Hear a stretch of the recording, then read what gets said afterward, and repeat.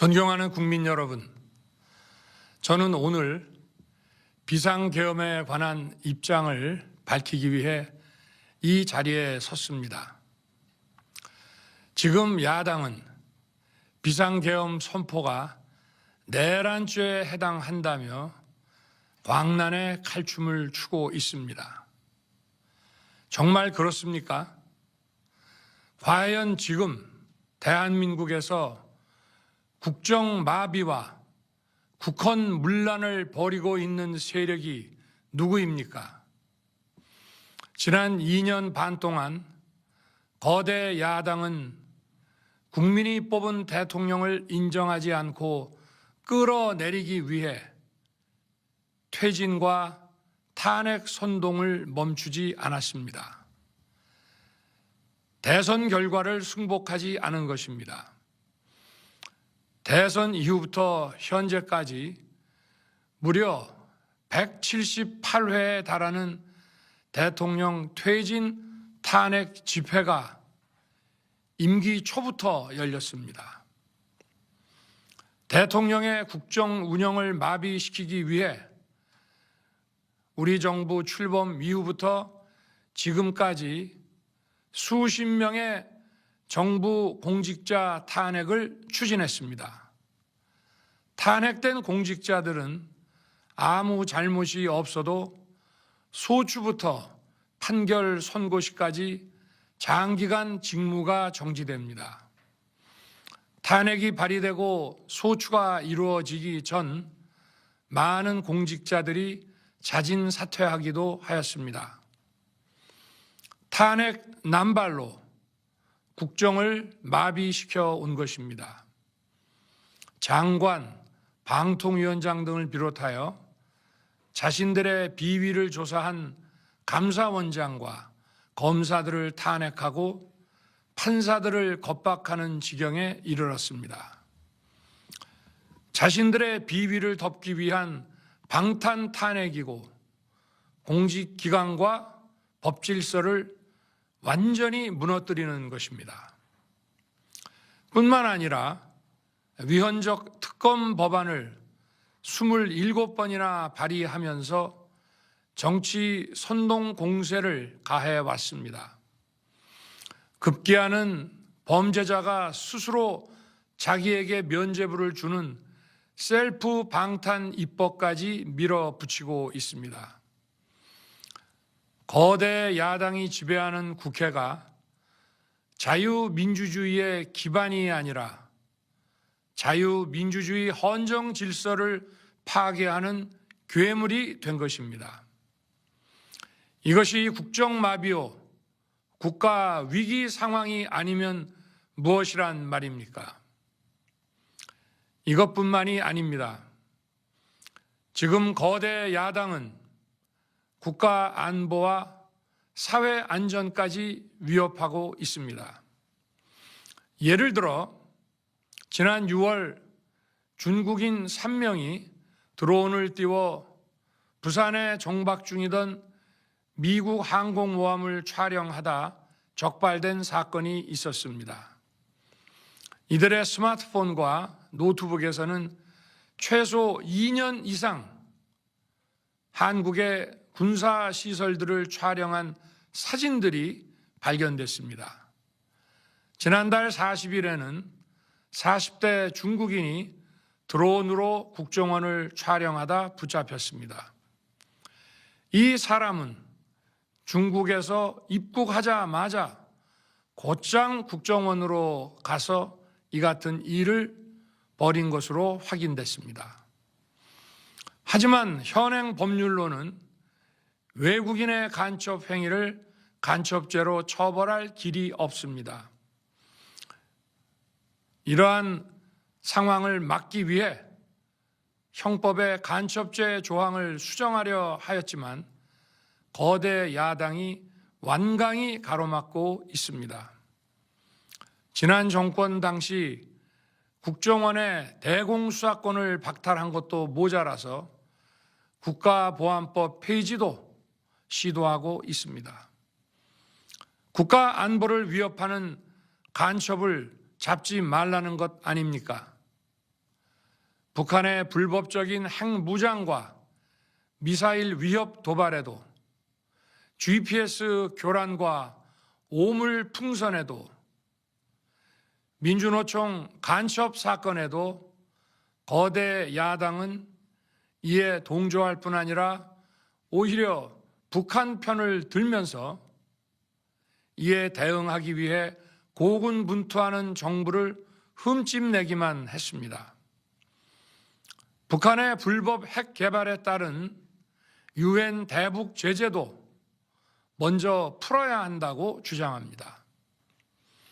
도대체 어느 나라 정당이고 어느 나라 국회인지 알 수가 없습니다.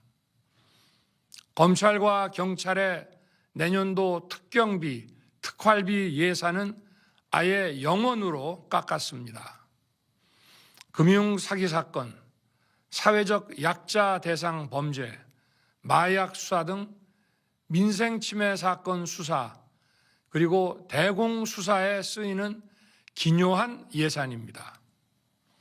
마약, 딥페이크 범죄 대응 예산까지도 대폭 삭감했습니다.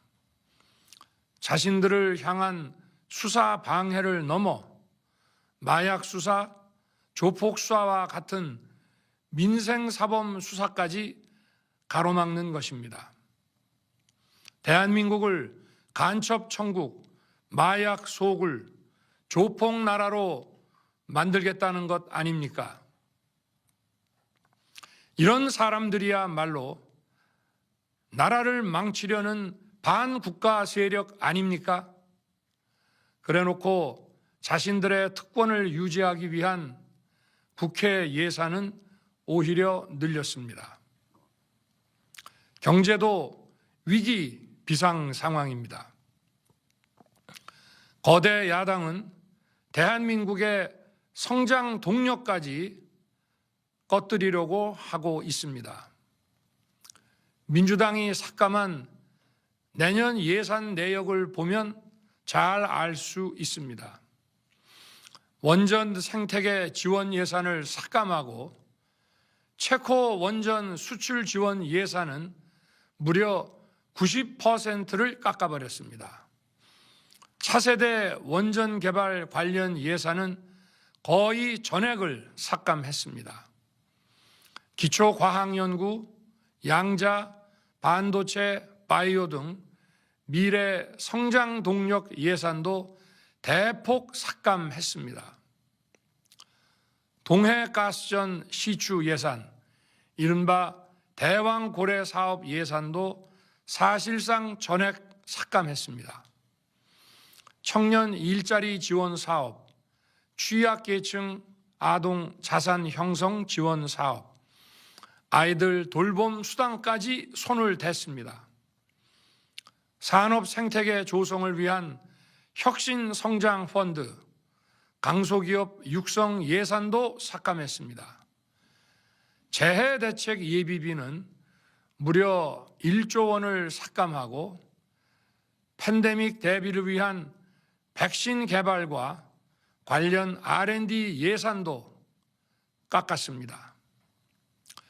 이처럼 지금 대한민국은 거대 야당의 의회 독재와 폭거로 국정이 마비되고 사회 질서가 교란되어 행정과 사법의 정상적인 수행이 불가능한 상황입니다.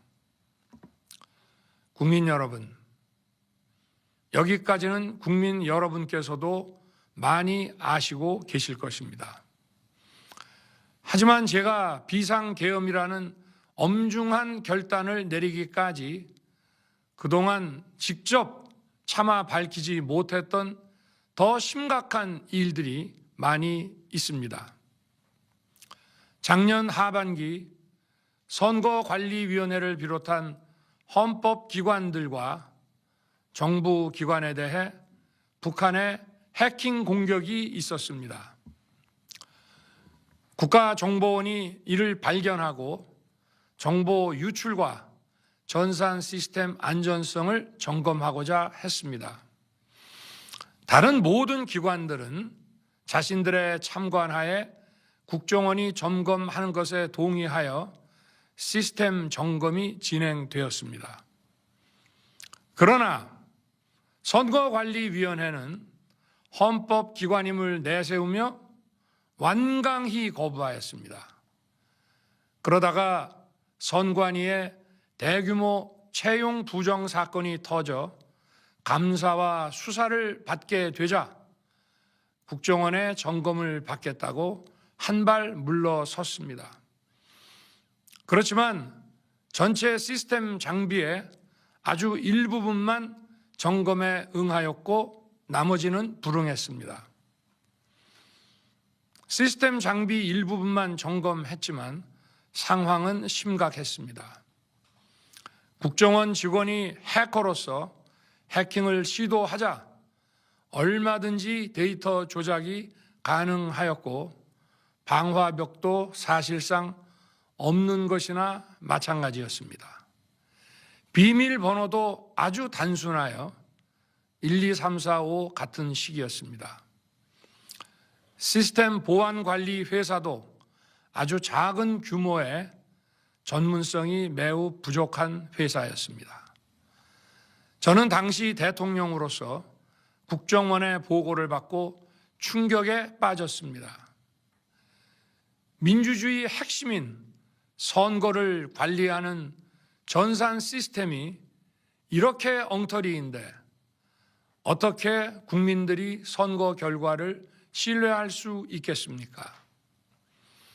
선관위도 국정원의 보안 점검 과정에 입회하여 지켜보았지만 자신들이 직접 데이터를 조작한 일이 없다는 변명만 되풀이할 뿐이었습니다. 선관위는 헌법기관이고 사법부 관계자들이 위원으로 있어 영장에 의한 압수수색이나 강제 수사가 사실상 불가능합니다. 스스로 협조하지 않으면 진상규명이 불가능합니다. 지난 24년 4월 총선을 앞두고도 문제 있는 부분에 대한 개선을 요구했지만 제대로 개선되었는지는 알 수 없습니다. 그래서 저는 이번에 국방장관에게 선관위 전산 시스템을 점검하도록 지시한 것입니다. 최근 거대 야당 민주당이 자신들의 비리를 수사하고 감사하는 서울중앙지검장과 검사들, 헌법기관인 감사원장을 탄핵하겠다고 하였을 때 저는 이제 더 이상은 그냥 지켜볼 수만 없다고 판단했습니다. 뭐라도 해야 되겠다고 생각했습니다. 이들은 이제 곧 사법부에도 탄핵의 칼을 들이댈 것이 분명했습니다. 저는 비상계엄령 발동을 생각하게 되었습니다. 거대 야당이 헌법상 권한을 남용하여 위헌적 조치들을 계속 반복했지만 저는 헌법의 틀 내에서 대통령의 권한을 행사하기로 했습니다.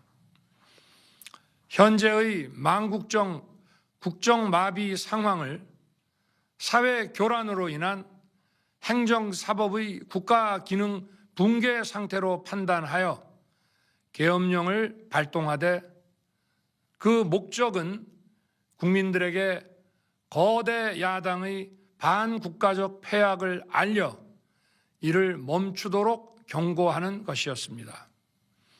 그럼으로써 자유민주주의 헌정 질서의 붕괴를 막고 국가 기능을 정상화하고자 하였습니다.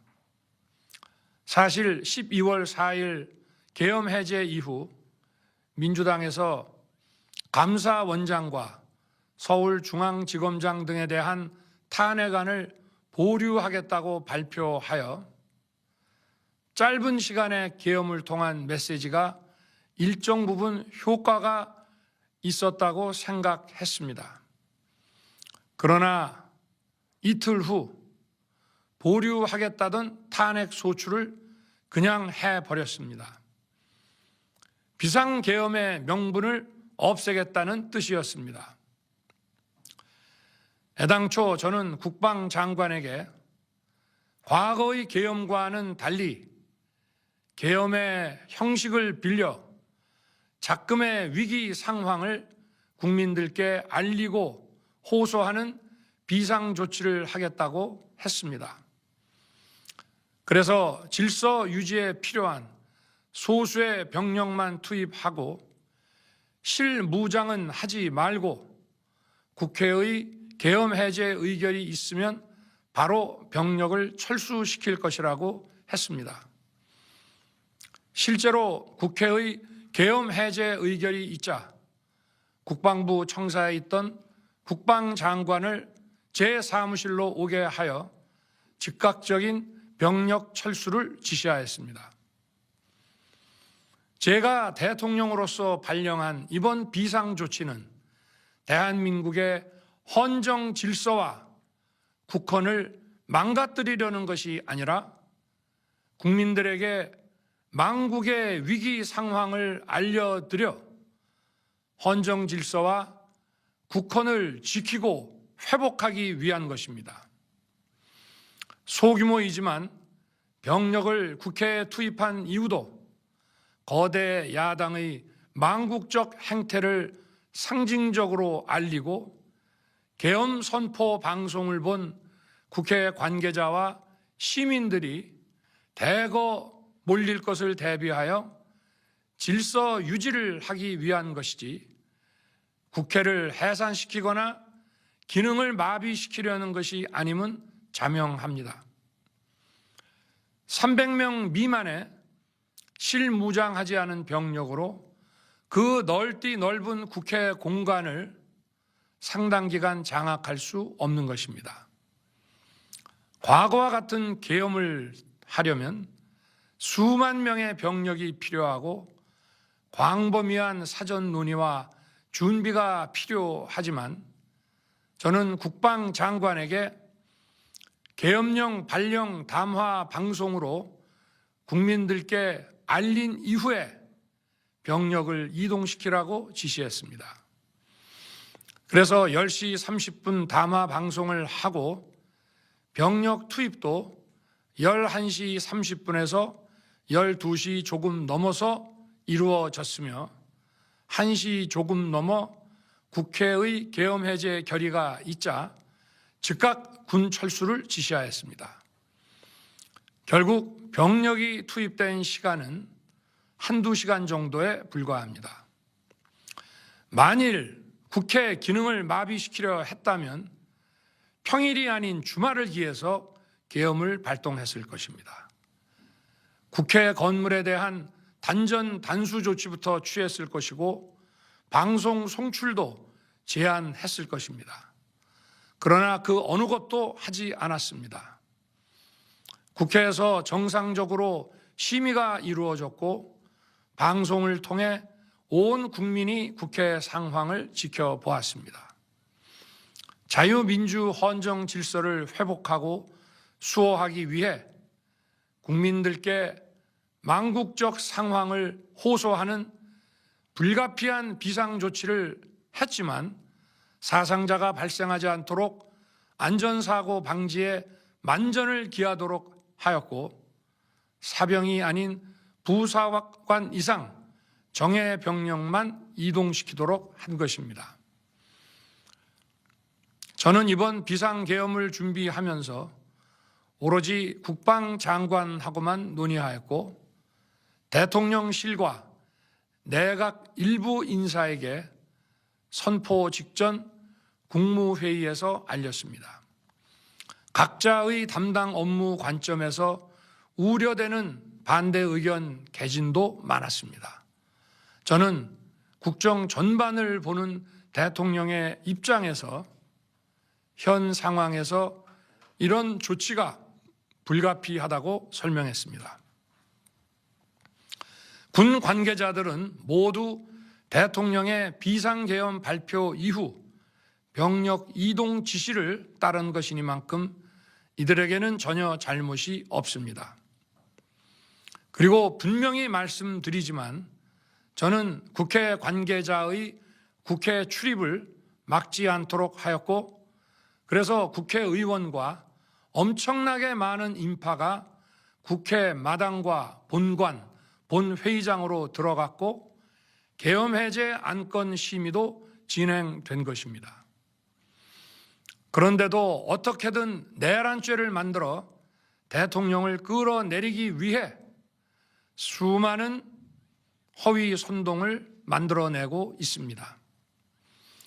도대체 2시간짜리 내란이라는 것이 있습니까? 질서 유지를 위해 소수의 병력을 잠시 투입한 것이 폭동이란 말입니까?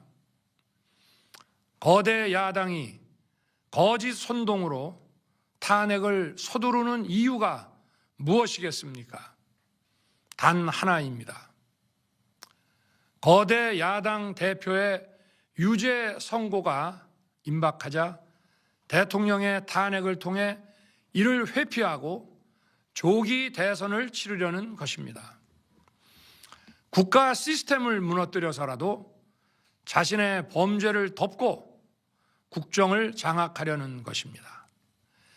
이야말로 국헌문란 행위 아닙니까? 저를 탄핵하든 수사하든 저는 이에 당당히 맞설 것입니다. 저는 이번 계엄 선포와 관련해서 법적, 정치적 책임 문제를 회피하지 않겠다고 이미 말씀드린 바 있습니다.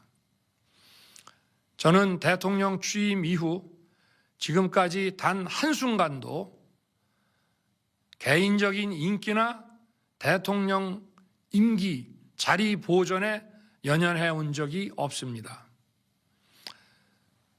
자리 보존 생각만 있었다면 국헌문란 세력과 구태여 맞서 싸울 일도 없었고 이번과 같이 비상계엄을 선포하는 일은 더더욱 없었을 것입니다.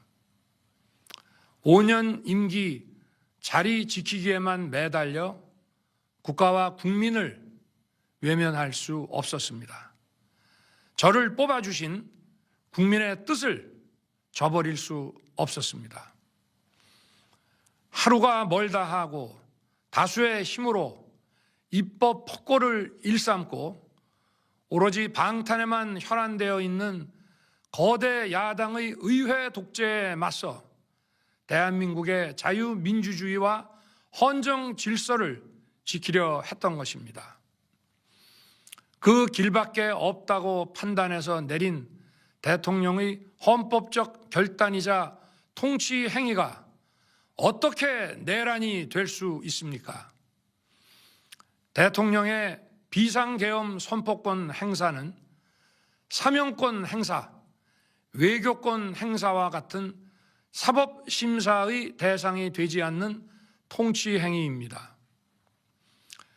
국민 여러분, 지금 야당은 저를 중범죄자로 몰면서 당장 대통령직에서 끌어내리려 하고 있습니다.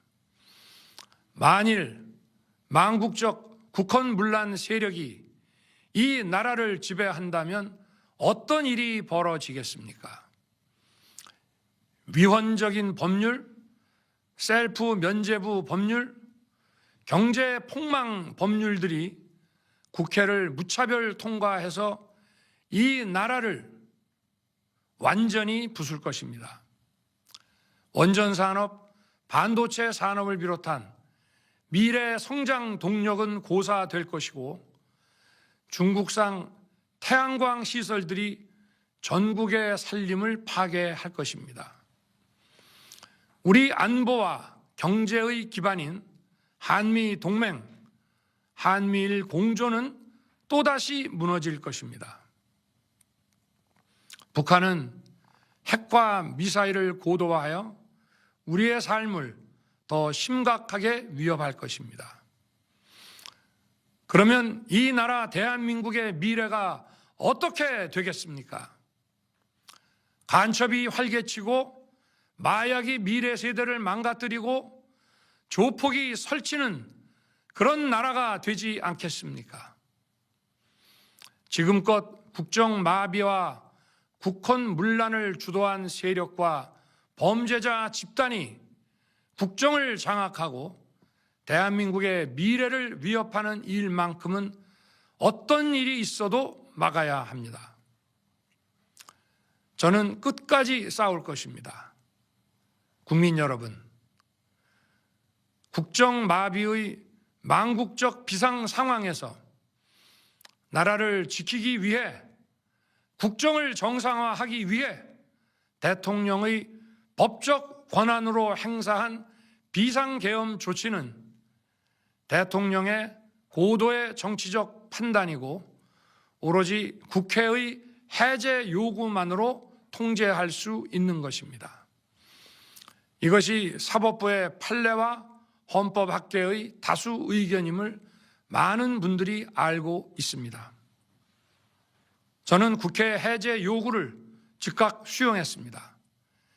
계엄 발령 요건에 관해 다른 생각을 가지고 계신 분들도 있습니다만 나라를 살리려는 비상 조치를 나라를 망치려는 내란 행위로 보는 것은 여러 헌법학자와 법률가들이 지적하는 바와 같이 우리 헌법과 법 체계를 심각한 위험에 빠뜨리는 것입니다. 저는 묻고 싶습니다. 지금 여기저기서 광란에 칼춤을 추는 사람들은 나라가 이 상태에 오기까지 어디서 도대체 무엇을 했습니까? 대한민국의 상황이 위태롭고 위기에 놓여 있다는 생각도 전혀 하지 않았다는 말입니까? 공직자들에게 당부합니다. 엄중한 안보 상황과 글로벌 경제 위기에서 국민의 안전과 민생을 지키는 일에 흔들림 없이 매진해 주시기 바랍니다. 국민 여러분, 지난 2년 반 저는 오로지 국민만 바라보며 자유민주주의를 지키고 재건하기 위해 불의와 부정, 민주주의를 가장한 폭거에 맞서 싸웠습니다. 피와 땀으로 지켜온 대한민국, 우리의 자유민주주의를 지키는 길에 모두 하나가 되어 주시길 간곡한 마음으로 호소드립니다. 저는 마지막 순간까지 국민 여러분과 함께 싸우겠습니다. 짧은 시간이지만 이번 계엄으로 놀라고 불안하셨을 국민 여러분께 다시 한번 사과드립니다. 국민 여러분에 대한 저의 뜨거운 충정만큼은 믿어 주십시오. 감사합니다.